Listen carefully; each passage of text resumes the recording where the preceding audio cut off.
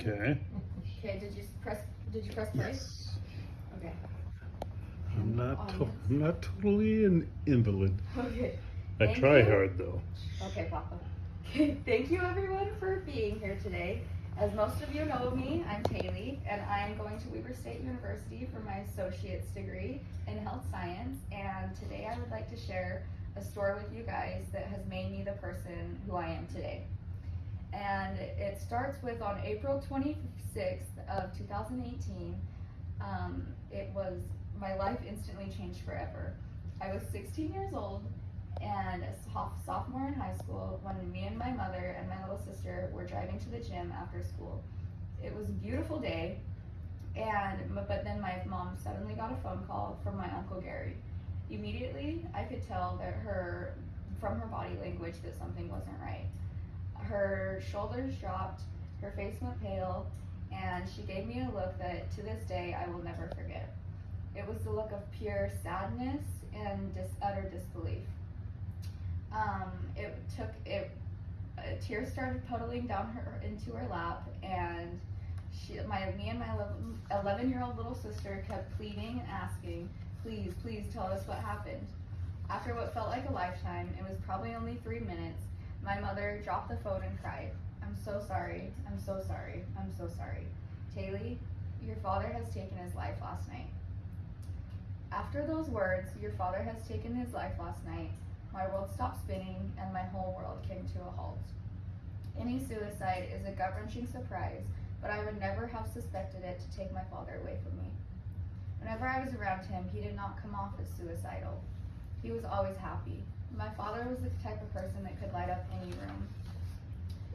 It didn't matter who he was speaking to, he could always make you smile.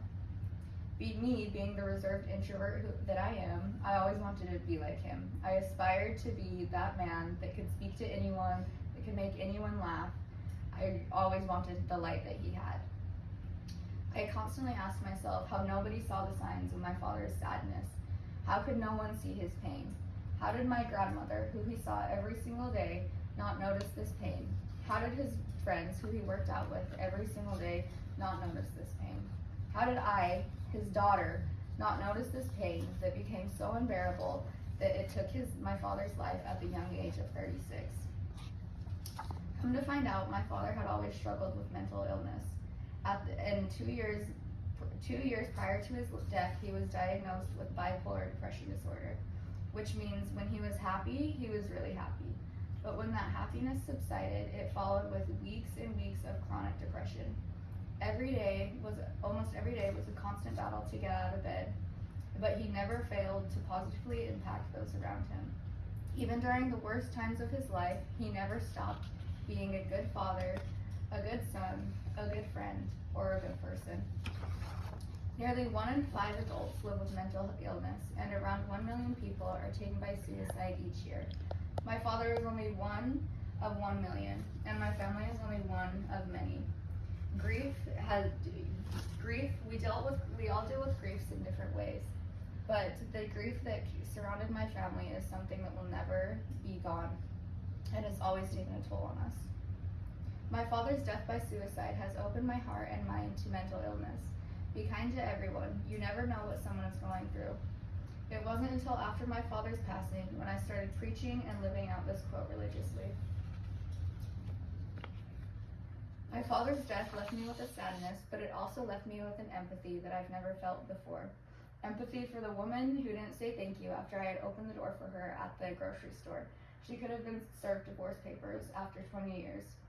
It's empathy for the man who cut me off on the highway last week. His wife could have been in labor. Empathy for the child whose goldfish died. Any death is worth grieving. After my father's passing, I realized that the world of depression is not always black and white, and those battling with thoughts of hopelessness and depression are often those with the brightest smiles and the most contagious laughs, like my father's. You never know the impact that your kindness can have on a stranger walking down the street, whether that be a simple smile or a friendly hello.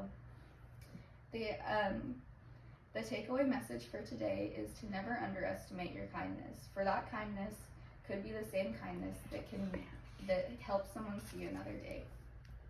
And thank you, everyone, for listening.